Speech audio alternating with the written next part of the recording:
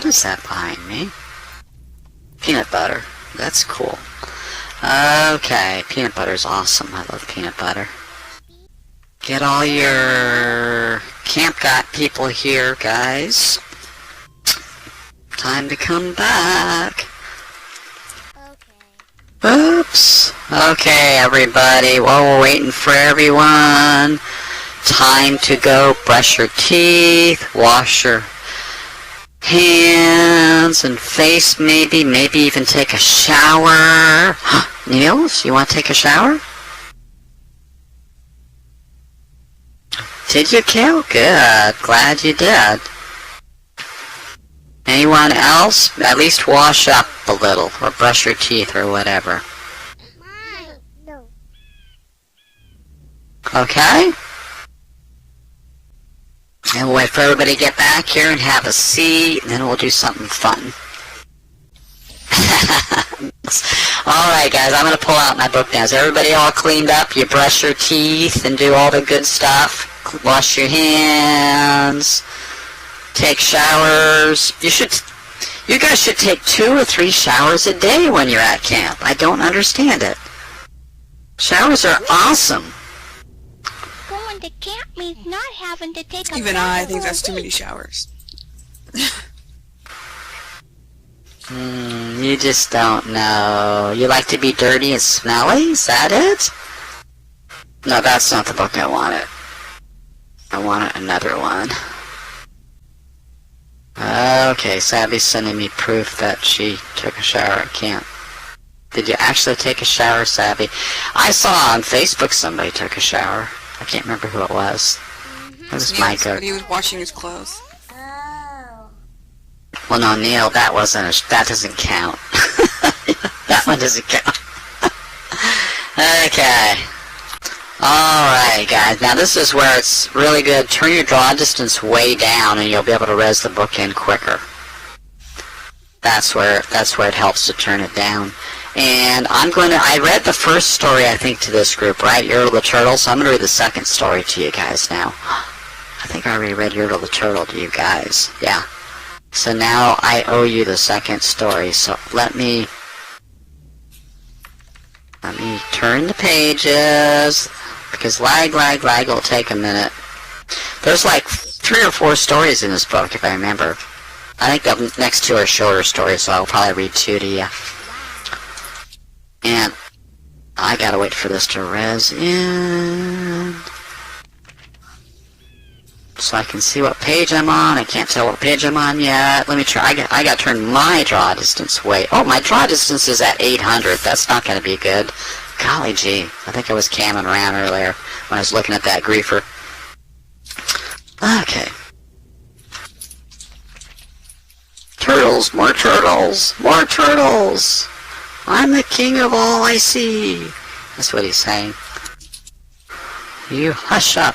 You got Yertle yelling at everybody. He says, hush up. Stay down there. Get squashed. That's what he tells them, remember? Get squashed here. We're almost done. Poor Mac. King of the mud. Okay, here we're going to go with the next story now. I think. Yeah, here we go. Wait till it's res. Page is res. This is called Gertrude McFuzz. There once was a girl bird named Gertrude McFuzz, and she had the smallest plain tail ever was. One droopy droop feather, that's all that she had, and oh, that one feather made Gertrude so sad. For there was another young bird that she knew, a fancy young birdie named La-La-Lee-Loo, and instead of one feather behind she had 2. Poor Gertrude. Whenever she happened to spy Miss La-La-Lee-Loo flying by in the sky, she got very jealous. She frowned, and she pouted. Then one day she got awfully mad, and she shouted, "This just isn't fair. I have 1. She has 2. I must have a tail, just like La-La-Lee-Loo." So she flew to her uncle, a doctor named Dake, whose office was high in a tree by the lake, and she cried, "Uncle Doctor, oh, please, do you know of some kind of a pill that will make my tail grow?" "Toot, toot," said the doctor. "Such talk, how absurd! Your tail is just right for your kind of bird." Then Gertrude had tantrums. She raised such a din that finally her uncle, the doctor, gave in, and he told her just where she could find such a pill. On a pillberry vine, on the top of the hill. "Oh, thank you," chirped Gertrude McFuzz, and she flew right straight to the hill where the pillberry grew. Yes, there was the vine, and as soon as she saw it, she plucked off a berry. She started to gnaw it. It tasted just awful. Almost made her sick. But she wanted that tail, so she swallowed it quick. Then she felt something happen. She felt a small twitch, as if she'd been tapped down behind by a switch. And Gertrude looked round, and she cheered. It was true. 2 feathers, exactly like Lala-Lee-Loo. Then she got an idea. "Now I know what I'll do. I'll grow a tail better than Lala-Lee-Loo."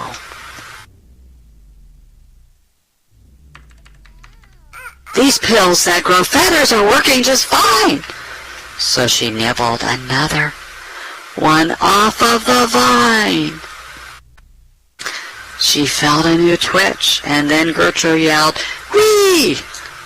Miss Lala has only just 2. I have 3. When Lala-Lee-Loo sees this beautiful stuff, she'll fall right down flat on her face, sure enough. I'll show her who's pretty. I certainly will. Why, I'll make my tail even prettier still." She snatched all those berries that grew on that vine. She gobbled down 4, 5, 6, 7, 8, 9, and she didn't stop eating, young Gertrude McFuzz, till she'd eaten 3 dozen. That's all that there was. Then the feathers popped out with a zang, with a zing. They blossomed like flowers that bloom in the spring, all fit for a queen. What a sight to behold! They sparkled like diamonds and gumdrops and gold, like silk, like spaghetti, like satin, like lace. They burst out like rockets all over the place. They burst out like rockets all over the place. They waved in the air. They swished in the breeze. And some were as long as the branches of trees. And still they kept growing. They popped and they popped until long about sundown, when finally they stopped. "And now," giggled Gertrude, "the next thing to do is to fly right straight home and show Lala-Lee-Loo. And when Lala sees these, why, her face will get red, and she'll let out a scream, and she'll fall right down dead." Then she spread out her wings to take off from the ground. But with all of these feathers, she weighed 90 pounds. She yanked and she pulled, and she let out a squawk. But that bird couldn't fly, couldn't run, couldn't walk. And all through that night, she was stuck on that hill. And Gertrude McFuzz might be stuck up there still if her good Uncle Dake hadn't heard the girl yelp. He rushed to her rescue and brought along help. To lift Gertrude up almost broke all their beaks. And to fly her back home, it took almost 2 weeks. And then it took almost another week more to pull out those feathers.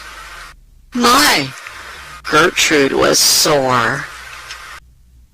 And finally, when all of the pulling was done, Gertrude behind her again had just one. That one little feather she had as a starter. But now that's enough. Because now she is smarter. Yay! Yay! Yay! That's a good story. I like that story. Because we're never content, you know that? Content, content, content. I remember a long time ago in school, some of the most prettiest, confident girls at school, some of them were upset because their nose wasn't right, or their eyes were too close together, or no one is never content with how they are. Yeah. So, we gotta go here in a minute, guys. We'll read another story later. Next time I have you, I'll read you another story. Okay. But anyway, guys, or if I have you during a COD time later or something,